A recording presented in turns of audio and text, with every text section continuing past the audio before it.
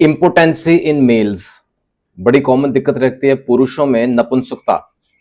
लेकिन ना अच्छा, उसका हल होम्योपैथी में बहुत अच्छा हल है। कंडीशन वही आ जाती है कि सिम्टम्स पकड़ में आने चाहिए। जहां बताने में सिम्टम्स का फर्क रह गया, समझने में सिम्टम्स का फर्क रह गया, तो दवा बदल जाती है। You won't get the expected results. दोस्तों, कई मैंने इस पे ऊपर चर्चा की, वीडियोस बनाए हैं और अच्छा अच्छा रिस्पांस भी मिला है, लोगों को उससे फायदा हुआ है। लेकिन आज का जो वीडियो है ना, ये एक पर्टिकुलर सिम्टम को हाईलाइट करने, जैसे एक क्वेरी आई थी, एक पर्टिकुलर लक्षण है जो सिम्टम है, उसके साथ लिंक्ड अगर इम्पोटेंसी हो रही है बंदे को, या समझे कि इम्पोटेंसी है लेकिन उसके साथ ये लिंक्ड सिम्टम है। मैं अक्सर बात करता हूं, कोई भी रेमेडी है ना, तो माइंड सिम्टम्स को अच्छे से स्टडी करना जरूरी है। एक बार वो पकड़ में आ जाए ना, तो बहुत अच्छे रिजल्ट्स आते हैं रेमेडीज के। आज की रेमेडी भी इसी तरह की रहेगी, will work on the mind symptoms particularly. याद रखिए, बैकग्राउंड स्टोरी क्या है बंदे की, वो ड्यूरिंग केस टेकिंग ऊपर के सामने आती है। So individualization of the case is very important in homeopathy. सत श्री अकाल दोस्तों, welcome to Guru Nanak cares. आज का एक बहुत ही अद्भुत रहने वाले है डिस्कशन। क्यों? क्योंकि बड़ी इंपॉर्टेंट इंटरेस्टिंग रहेगी। और और मैं आपको बताऊं, बहुत लोगों को इसका जवाब मिलेगा। उनकी जो दिक्कतें हैं, मे बी वो जाहिर नहीं कर पा रहे, वो सवाल पूछ नहीं पा रहे, लेकिन अंदर वो जैसे देर सफरिंग साइलेंट सफरिंग है। कई बार होता है केस ऐसे हैं, सवाल ऐसा है, ओपनली डिस्कस नहीं कर पाते, लेकिन हाँ, वीडियो से फायदा जरूर होने वाला है आप सबको। जैसे मैंने कहा शुरू में, नपुंसकता है, इंपोर्टेंसी है, मेल्स की बात कर रहे हैं। पुरुषों में ऐसी दिक्कतें रह रही हैं, लेकिन पीछे की उसके माइंड के सिम्टम्स क्या है, उसकी स्टोरी क्या है। सेटायराइसिस इज एक्चुअली ओल्ड टर्म, पहले यूज की जाती थी ऐसे लोगों के लिए। लेकिन याद रखिए, जहां ना डिजायर जो है ना, सेक्सुअल डिजायर, वो बहुत अपफ्रंट है, बहुत ज्यादा है, एक्सेसिव है। ऐसा कोई ना कोई होता जरूर है, नॉर्मल से हटके बिहेवियर रहेगा। मैं बताऊं, इसको हम बोलते हैं हाइपर सेक्सुअलिटी। हाइपर सेक्सुअलिटी यानी कि वो डिजायर जो है नॉर्मल से ज्यादा है, हाइपर है। इसको ना एक और टर्म दी जाती है, CSBD, compulsive sexual behaviour disorder. खैर, इसमें मेन मुद्दे पे आते हैं, ये क्या चीज है बेसिकली। इसमें ना जो डिजायर है ना, जो इच्छा शक्ति है ना, वो एक्सेसिव है, वो परसिस्टेंट है, नॉर्मल से बहुत ज्यादा है, कंपल्सिव है यानी कि इंटेंस है। अच्छा, इसके पीछे ना कुछ हिस्ट्री भी रह सकती है बंदे की, इफेक्ट्स ऑफ एक्सेसिव हो गए, सेक्सुअल एक्सेसिव हुए हैं, नॉर्मल से ज्यादा परफॉर्मेंसेस हो चुकी हैं उस बंदे के साथ। लेकिन अब क्या दिक्कत आ रही है, because of that past excessive performance कह लें, या अदरवाइज डिजायर बहुत ज्यादा है लेकिन वो परफॉर्म नहीं कर पा रहा। ये पहला बात समझिएगा, this is what is importance, और या नपुंसकता हम कहते हैं। अच्छा, दूसरी बात क्या है, बिकॉज ऑफ एक्सेसिव डिजायर या पास हिस्ट्री हमने समझा, लेकिन अब परफॉर्मेंस ऑलमोस्ट जीरो हो गई है। तो ऐसे में ना बंदे की जो मानसिक स्थिति है वो कैसी होगी, द मेंटल स्टेटस कैसा होगा।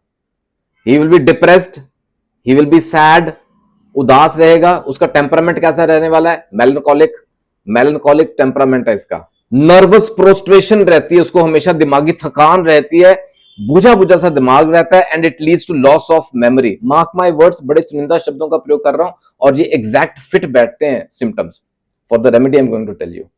ठीक है, लॉस ऑफ मेमोरी भी साथ है, यादाश्त कमजोर होती होती ना, बहुत वीक हो गई है, दिमागी थकान है, नर्वस प्रोस्ट्रेशन है, उदास उदास रहता है, सैडनेस है, डिप्रेशन तक की हालत में पहुंच गया है। क्यों? क्योंकि वो हाइपर सेक्सुअलिटी है, परफॉर्मेंस ऑलमोस्ट जीरो। तो ऐसे जब सिम्टम्स आते हैं ना, एक ही सज्जन में, एक ही पुरुष में, एक ही मेल में, एक ही बंदे में, तो कैलिब्रोमैटम, याद रखिए, कैलिब्रोमैटम के बड़ा वास्ट है वैसे तो उसका एरिया ऑफ परफॉर्मेंस, लेकिन ना इसके सिम्टम्स बहुत वास्ट है। ऐसे पर्टिकुलर कंडीशंस अगर एक बंदे में रहती है तो kali bromatum is the outstanding remedy, one of the best remedies, जिसके अच्छे रिजल्ट्स देखने में आते हैं। कैलिब्रोम के साथ में एक और मैं आपको बताऊं, इसके सिम्टम्स पर्टिकुलर स्पेसिफिक है ना, वो माइंड के सिम्टम्स सेम है। लॉस ऑफ मेमोरी बड़ा इंपॉर्टेंट है इसमें, यादाश्त कमजोर हो रही है बंदे की, नर्वस प्रोस्ट्रेशन रह रहा है साथ में, और साथ में इंपेयर्ड कोऑर्डिनेशन, वो कोऑर्डिनेट नहीं कर पाता चीजों को, and there is numbness and tingling in the limbs, बाजुओं में और टांगों में ना सुनपन, झंझनाहट सी फीलिंग रहती है। ठीक है, ये कैलिब्रोम के साथ जुड़ते हुए सिम्टम्स हैं। फाइन। और माइंड सिम्टम्स हम मैंने आपको बता दिए हैं पहले से, और वो हाइपर सेक्सुअलिटी रहता है, परफॉर्मेंस जीरो है, उस वजह से क्या होता है उस बंदे को ना स्पर्मेटोरिया के सिम्टम्स साथ जुड़ जाते हैं।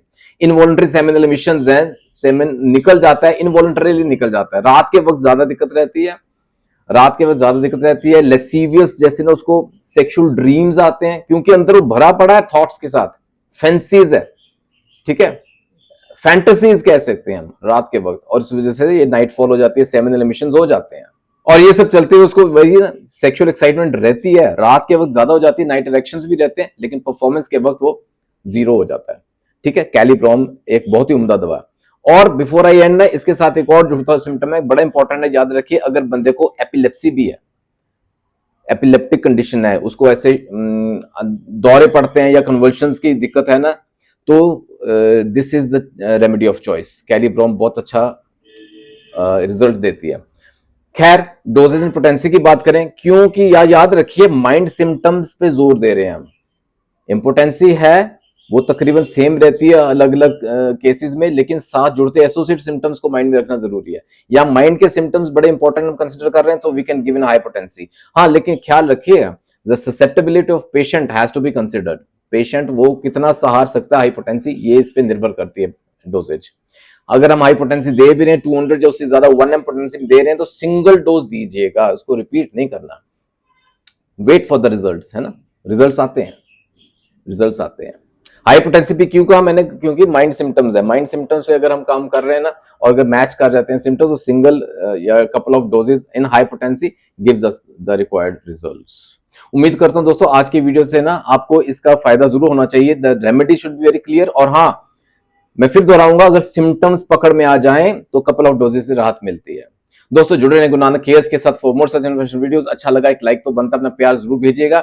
आइए गुरु नानक केयर्स के परिवार का हिस्सा जरूर बने, सब्सक्राइब कीजिएगा and hit the bell icon for latest updates. जल्दी मिलेंगे अगले वीडियो में, अपना ख्याल रखिएगा जरूर। Take care, God bless.